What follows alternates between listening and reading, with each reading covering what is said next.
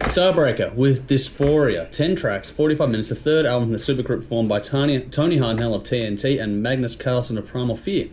Released January 2019 via Frontiers Records, and Mick's just gone, fuck, that's how I know it. Produced by the two main men along with Tommy Hansen. 3 promo tracks have been released in Pure Evil, How Many More Goodbyes, and Wild Butterflies. This album also has a cover of Judas Priest's Starbreaker, and took longer to make than previous records due to scheduling issues with their other main bands. Yes, as being mentioned, it's probably unsurprising from the people in the band. That very 80s European metal, power metal thing going on. The thing that was a real standout for me was the production. Everything was really super clean and very super poppy. The vocals sitting right at the front. If you're into this for the whole, shreds and wall of guitars, the things, then this is not going to do it. No. But if you're into the power metal thing and you're a big fan of good vocals that really sit above the top, then this is really going to be for you. There's certainly a little bit of cheese dabbled in around places, but again, if you're a power metal fan, then you're probably used to that by now. This is better than TNT's latest. Yeah. Long way. It's unlikely to convert the non-power metal fan, but I also think if you're a metalhead who dabbles into power metal a little bit, then this is again probably not going to be for you because the super clean production is just going to piss you off. But if you are a power metal fan and you are into the vocal thing, then definitely check this out. This is a really good album for that thing. Dysphoria was my highlight, and I gave it 7 out of 10. Cool. I thought this one kicked off with a big bang. Like, the opening track was fantastic, and it takes a bit of a journey after that. The performances are fantastic. You know you're going to get that from these guys. The vocals and the guitars are easily the highlight elements of this, but the bass and drums are more than just making up the numbers on this. They are the solid foundation that allow the other two elements to shine out the front. It's a cohesive group serving the songs. The writing to that end is also vocal and guitar driven, like you were talking about. This is all about vocals and guitars for the most part. This whole review is going to be talking about that pretty much. But there's still plenty of balls in this. Great use of softer tracks on the album to balance things out. I thought they were great riffs and solos. I did think, not as flashy as like the pure metalhead ones, but there is those moments in there as well. Fantastic melodic vocals. If you like vocals, check this out. Solid drums, nice bass, warm bass lines under it all. A few little things like piano make an appearance on this one as well. It's all well written and it stays with you. There are some really good hooks on this one. It's a bit of a darker listen lyrically, I thought. Lots of meaning, some great stories in there. For me, the lyrical side of it was the standout element on this record. It was really, really well done. They did it in such a way that they're telling a story, yeah, sure, but you've got enough space to make your own conclusions to what the song's about. But the production, fuck, that was good. I love the depth and space. Things really got to ring out on this record. It's got great balance across the top, middle, and bottom.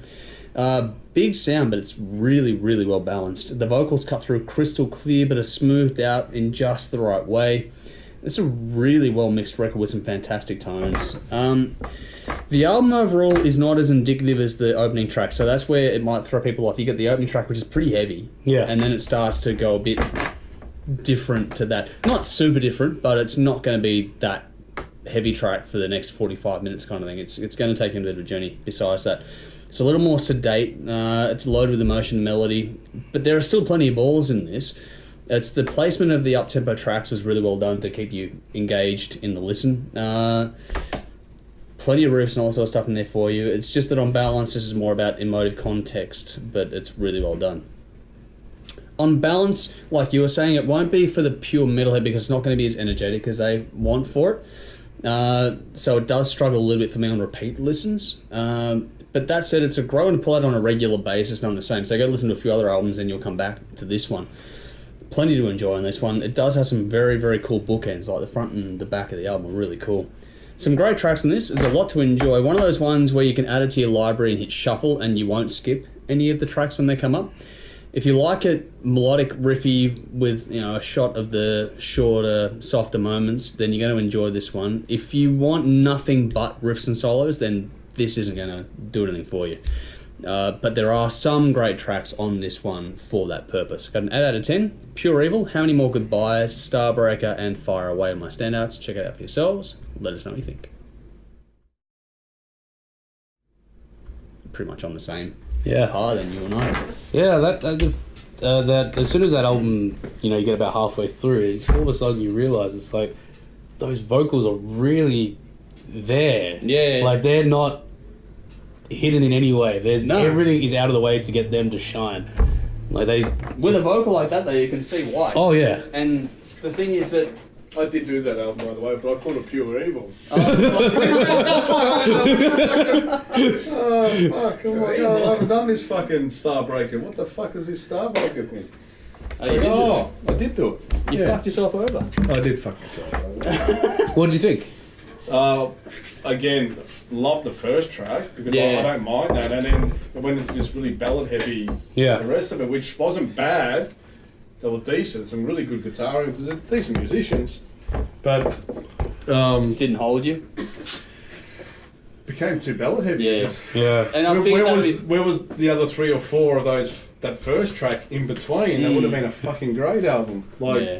Yeah, mix it up. It did become a bit softer focused. yeah, overall. That's which why I still enjoyed it. I like it, but it's all well done. Maybe The, a little bit too much of the same. but The shuffle thing's actually a good one. yeah. Right, it is a shuffle album. Yeah.